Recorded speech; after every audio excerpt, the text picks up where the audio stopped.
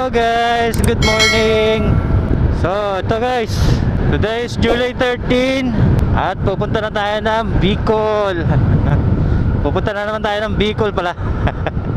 Ang oras is 4 AM na. Ang plano ko kasi alas 2 aalis, kaso alas 3 na tayo nagising. So guys, dito tayo dadaan sa Rizal. At nandito ko ngayon sa Marcos Highway. So, kumusta kayo mga guys? So, bakasyon na naman tayo. 3 days lang naman ang hiningi kong day off. Kasi may lalakarin lang kami ng hani ko sa Naga. After namin matapos yun, siguro balik ko sa Naga is sa September pa. So, update ko kayo palagi guys sa mga checkpoint, kung alin dyan may checkpoint. Meron naman tayong dala dito na acceptance letter, tapos ID. Tatry natin na wala akong swab test. Wala akong dala swab test ngayon. Ngayon kung hindi tayo papasukin sa Del Gallego, baka siguro babalik ako ng Sipocot para doon na lang magpa-swab test. Try lang natin kung pwede na yung acceptance letter pati ID, kasi parang yun lang naman din ang hinahanap nila eh. So dito tayo, pakit ako ng Antipolo. Kita nyo naman, maluwag ang kalsada, pero chill ride lang. Sana maganda ang panahon ngayon, sana di tayo ulanin. Meron naman tayong dalang kapote, pero sana di natin magamit. Mamaya next na Shell na dadaanan natin, papagas tayo. Nag-set ako ng alarm, pinag-set ako ng alarm ng hani ko kagabi na 1 o'clock. Kaso yung tunog ng alarm ng cellphone ko, pang hele. Ito siya, pampatulog ulit. So guys, update ko muna kayo. Mamaya na tayo mag-enjoy sa view pag maliwanag na. Kasi madilim pa puro kadiliman pa yung makikita natin eh. So guys, samahan nyo ako dahil solo ride ko to.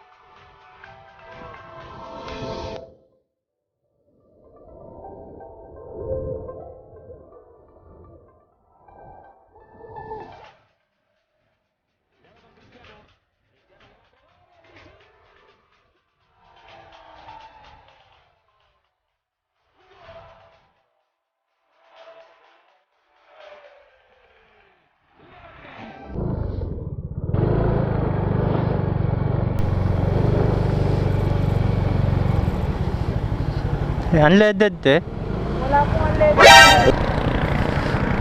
Yung unleaded guys. Patay tayo nito. Hanap tayo ng iba pa.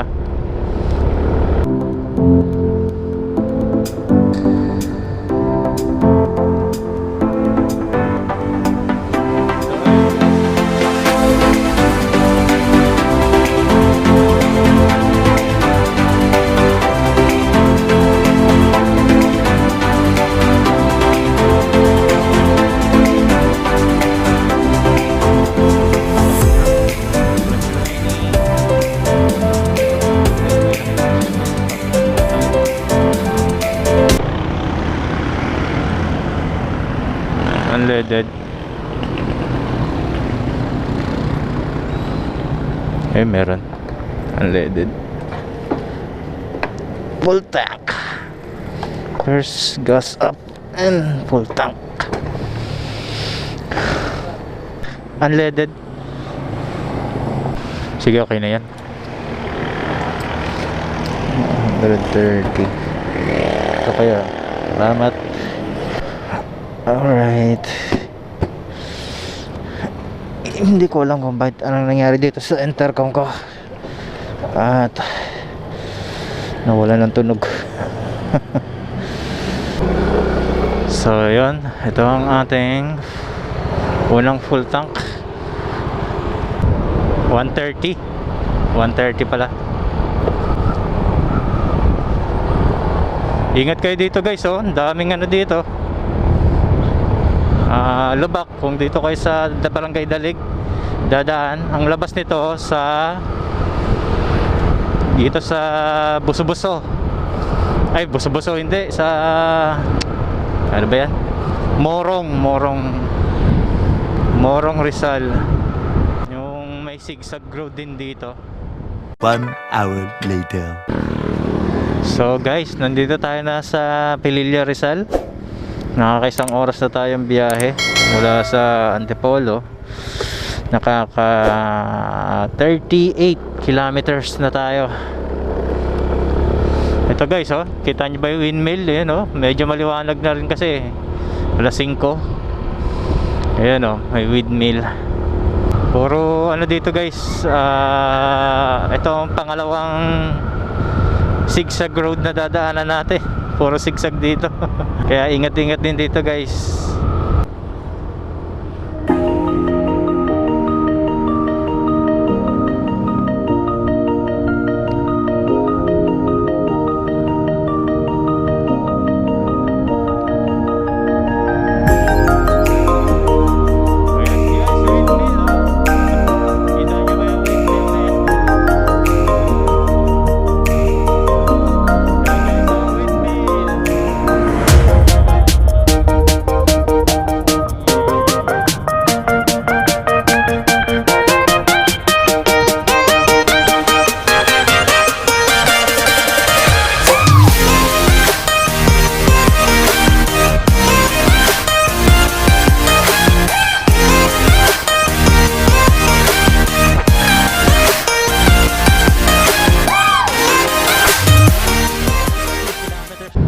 Top speed natin si Mark Jen dito. Nah.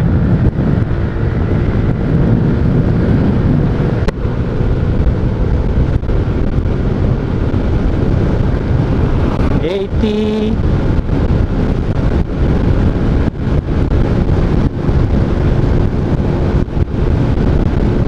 And 90.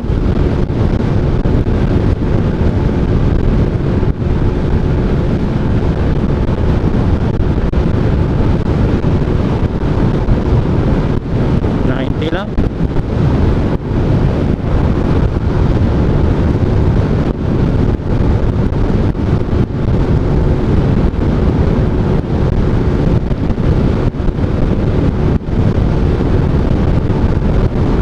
Kaya na mabigat kasi tayo siguro.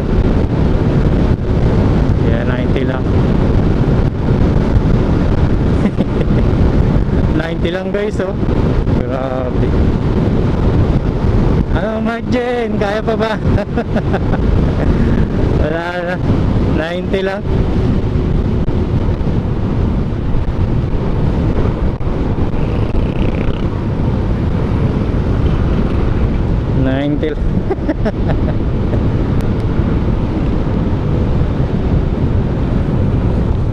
Oh, checkpoint. Nakakalo, checkpoint. 90 lang tayo. 92? Ganun. Wala na, di na kaya ni Margin mag top speed ah.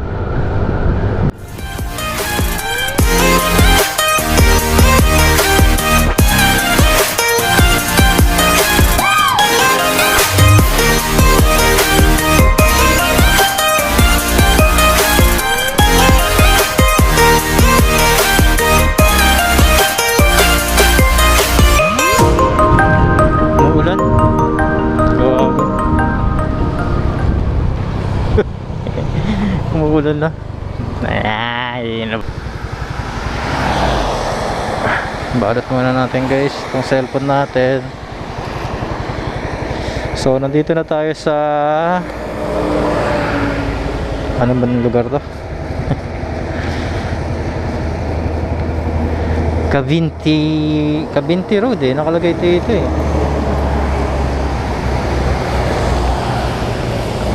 Sensya na guys, no?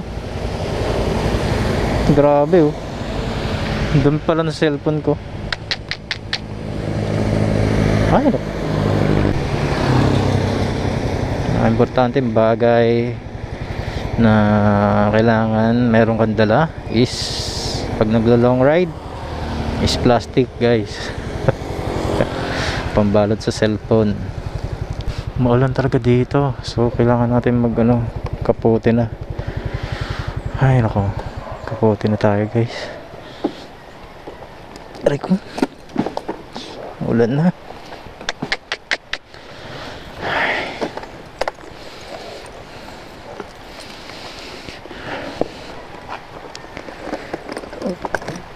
Raincoat.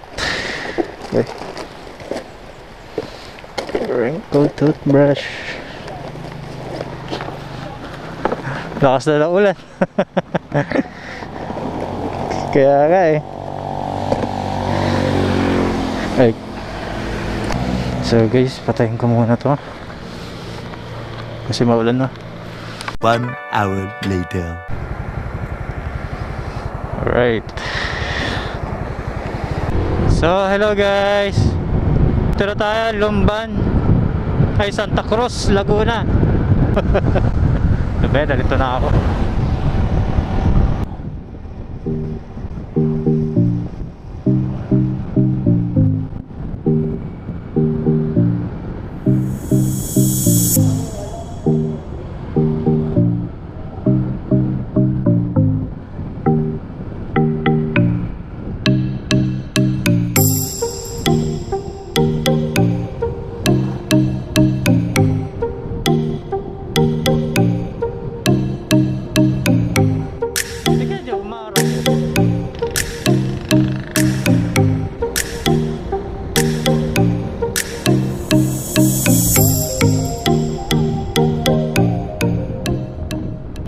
So hello guys, dito tayo sa Louisiana, Cavinti ba to? Laguna pa rin. Medyo magtatatlong oras na tayo bumabiyahe guys. Pahinto-hinto kasi tayo dahil yun, kakapote, tapos huhubarin, kapote, hubad. Ano ba yan? Natatagalan tayo sa biyahe natin.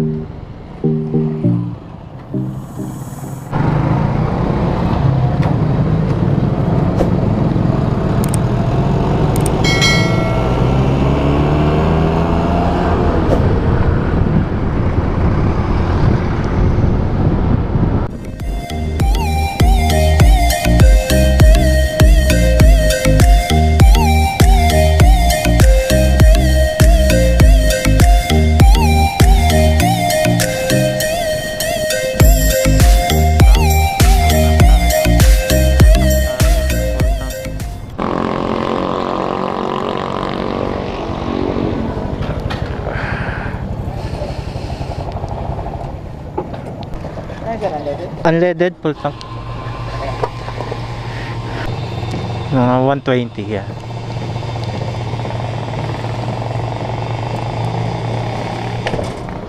Ito yan. Salamat. So So guys, pangalawang full tank na natin to. Ay nako, yun na naman. Nag-ulap na naman. Ulap na naman guys. Diyan kami kumain ni Mama nun. Ilang oras na tayong bumabiyahe? 1, 2, 3, 3 oras. 3 oras pa rin. Nakaka 107 na tayo ang takbo guys. 107 kilometers na yung tinatakbo natin sa loob ng 3 oras.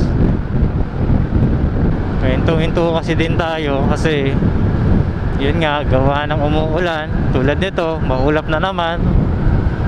Uulan na naman yan. 1 hour later. Oh, hindi maingay.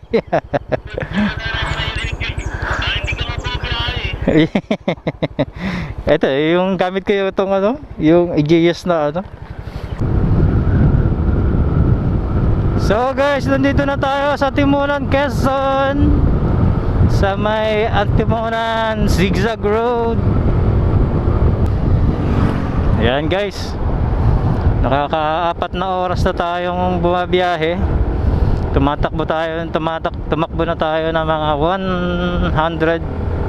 150 kilometers mula sa Antipolo, kung saan tayo nanggaling. Yeah, Timonan. Maganda talaga kung nakondisyon nyo yung motor nyo guys, para ganito oh. Kayang-kayang akyatin ng motor na lang ninyo yung ganito kataas na zigzag road. Sarap talaga sa pakiramdam yung ganito na ma-achieve mo yung ganito kalayong lugar na ikaw lang, di ba? Doon papahinga tayo doon guys.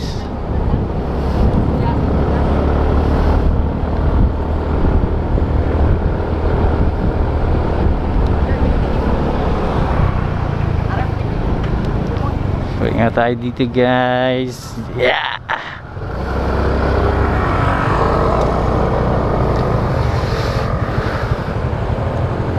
Wow, ganda ng view.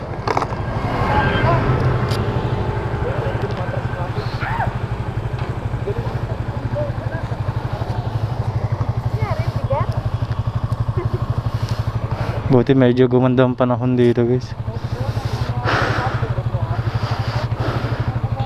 Dito lang tayo. Selfie.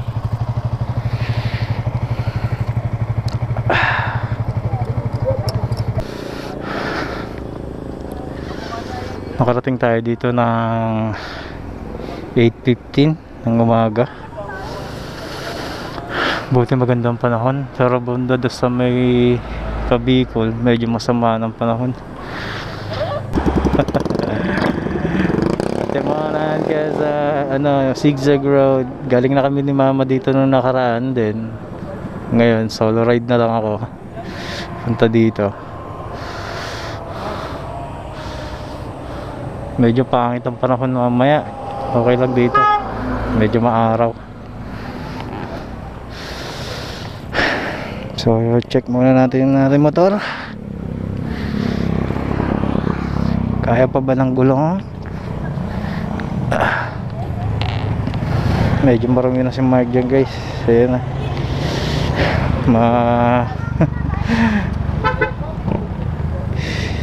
Medyo may gumagalaw dito kaganina.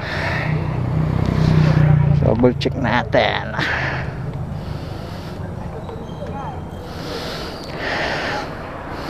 So okay ko naman si Mark dyan. So maya kakain tayo para almusal. Kasi di pa tayo nag-almusal mula Antipolo. So yan, ganda ng view. Okay, second times ko palang nakapunta dito guys.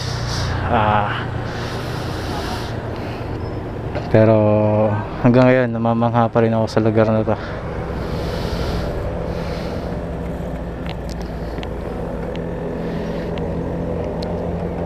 So kain muna tayo guys. Dito na tayo almusal muna. Meron naman tayong dalang tinapay.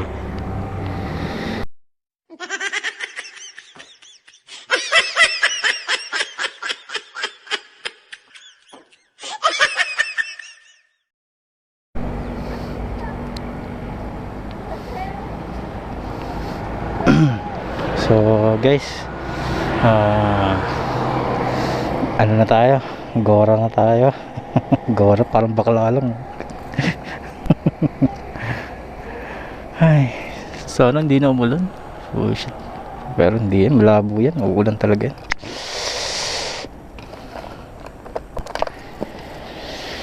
So dito tayo, Antimonan Old Zigzag Road. Yan, Antimonan Zigzag Park. Yan, park. Wala masyadong tao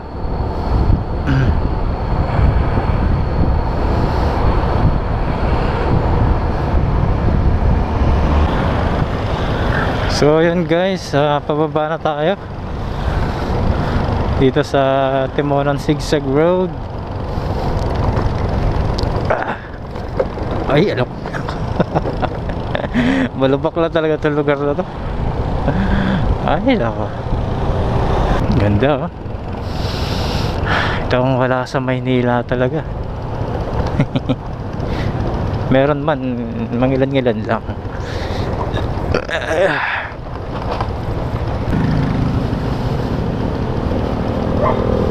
So yun, ito na.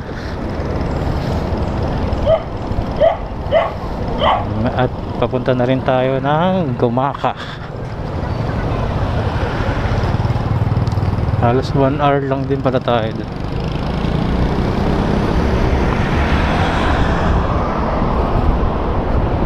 Twenty minutes later.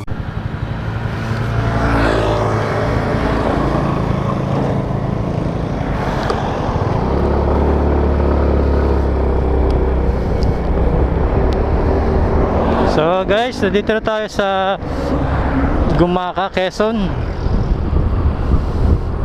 Gumaka pa ba to? Basta yan no. Tabi ng dagat. Ganda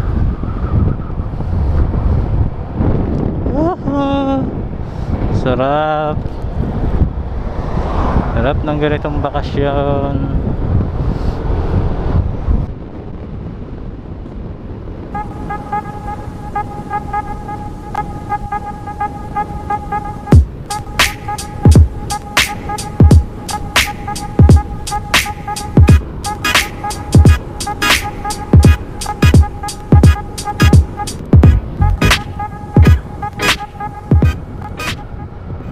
Two hours later. So guys, update lang. Ang time check natin 12, alas 12 na ng tanghali. So nandito na tayo sa gateway to Bicolandia, Calawag. Bicol boundary pala to. So hinto lang tayo dito, pahinga, tapos picture na rin. Itatry ko lang sana guys, kaya hindi ako nagpa-swab test sa Maynila kasi itatry ko sana na gamitin lang yung yung letter of acceptance na kinuha sa akin ng girlfriend ko. Kinuha niya doon sa Barangay Balatas, doon sa Naga. Titignan ko sana kung kahit yun lang pwede na ba. Letter of acceptance. Grabe, nagawin yung jacket ko. So gusto ko muna pumunta ng Del Gallego, tapos titignan ko kung pwede yung ano lang, pwede yung ano lang, yung letter of acceptance na kinuha sa akin ng girlfriend ko sa barangay. Tapos meron naman tayong ID ng e-Salvar. Bahala na, diretso na tayo sa Del Gallego.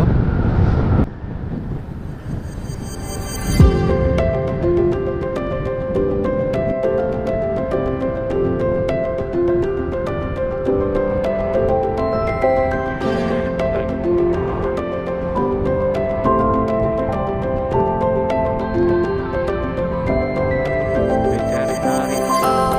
Look, that's 43 kilometers.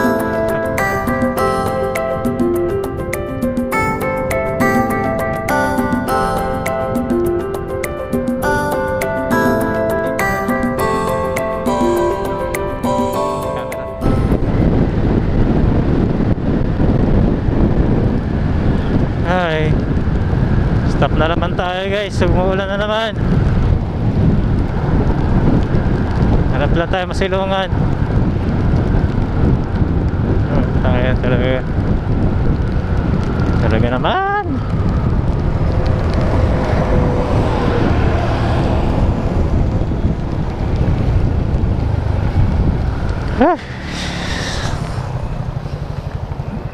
Ay, nako. Kapote. Tayo ko muna guys. 1 hour later.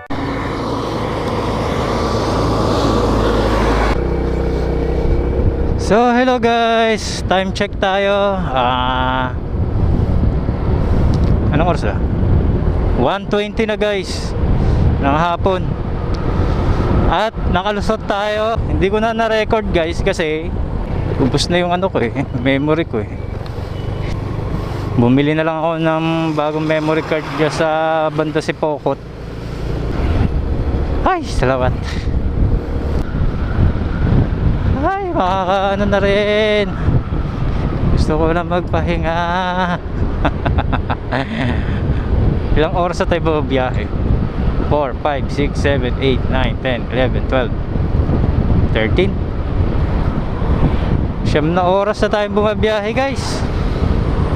So medyo naiinis ako ganina dahil pag nagkapote ka tulad dito, nakakapote ako. Tignan nyo naman, walang ulan. Pero pag hinubad ko to, mamaya maya uulan. Kaya hindi ko na siya ubarin. Magmukha na akong tanga nito na nagkakapote na ano. Diba yan? So yun ang lagay sa Del Gallego guys, no. Yun lang naman, swab test lang, tapos ID.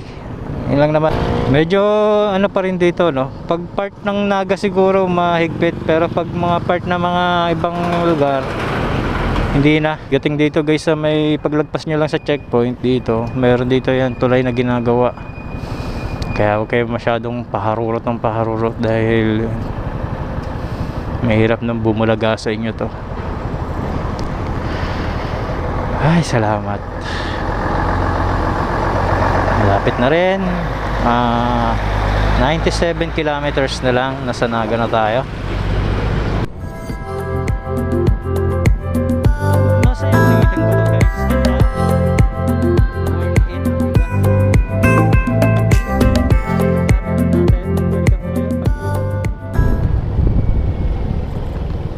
One hour later.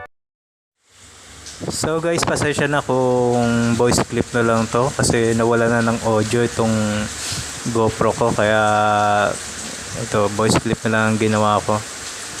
Yun lang ang pinakabagong update dito sa may Del Gallego, at saka yun lang ang checkpoint. Ang kailangan nyo lang dalhin doon is negative swab test pati valid ID. Yun lang naman yung nakalagay sa ano nila sa rules nila doon sa harapan At hindi ko lang alam kung bakit pinapasok nila ako kahit yung dala ko lang is yung ano lang, acceptance letter pati yung ID na Isalbar dito sa Naga City. So nandito na tayo sa Naga City guys, at dito ko na lang din tatapusin tong vlog kasi hindi ko alam kung anong problema nitong GoPro ko. Baka sa nabasa, baka naapektuhan na yung ano niya. Sana hindi siya sira. So ang biniyahin natin guys mula Antipolo is nasa almost 11 hours. Hindi tayo umabot ng 12 oras. At nandito na tayo ng mga 2:30 ng hapon. So yun guys, at maraming salamat sa panonood. Ingat kayo guys kung kayo babiyahe, maglo-long ride. Kailangan may tulog talaga kayo guys. Kasi hindi biro ang mahabang biyahe guys. Kasi talagang nandyan pagod, tapos nandyan pa yung uulanin ka. Tapos syempre nakakainis din yung ganun na uulan, hindi, uulan, hindi, di ba? Kasi patigil-tigil pa tayo. Siguro kung hindi tayo patigil-tigil, baka nasa 10 hours lang tayo ang inabot ang biyahe natin. So yun guys, nandito na rin ako sa Naga City. Maraming salamat sa panonood guys. Abangan nyo na lang ang next vlog. Ito ang vlog na to na ilalabas ko. Siguro baka medyo mahaba tong vlog na tong gagawin ko. Maraming salamat guys sa inyong panonood, sa pagtitiyaga. Maraming salamat. Ingat kayo palagi sa biyahe. At tandaan nyo, laging mag-ingat talaga guys. Ride safe palagi. Kasi isa lang ang buhay natin sa kalsada. Kailangan lagi tayong mag-ingat. So yun lang guys. Maraming salamat. Ride safe. Peace out.